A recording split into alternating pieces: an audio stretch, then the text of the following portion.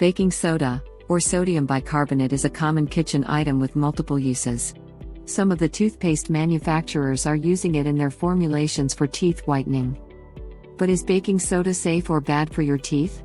Let's take a closer look at its pros and cons first. Then consider how to use baking soda on your teeth effectively if it is safe under certain conditions. So stay tuned to the end.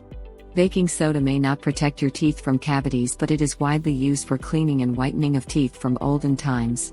It can be a good replacement of fluoride, which can be toxic. Baking soda reduces plaque and oral bacteria from the teeth. Researchers have found that toothpaste containing baking soda can protect your teeth from decay.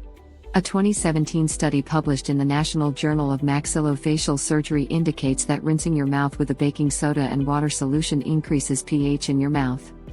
This makes the environment less acidic and less conducive for cavity-causing bacteria to multiply in your mouth. It can also whiten teeth due to its mild abrasive nature. That is why it is one of the important ingredients in most commercial teeth whitening toothpastes. It is also inexpensive. With so many benefits, how can baking soda be bad for teeth? For that, let's look at some points that are not so favorable.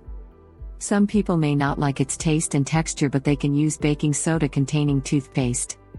Another negative can be, baking soda is a mild stain remover as compared to hydrogen peroxide and some other teeth whiteners.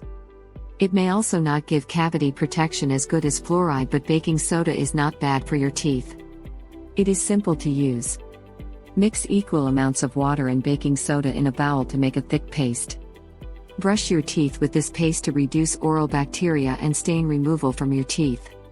Too frequent use may damage teeth enamel due to its abrasive nature, so be watchful.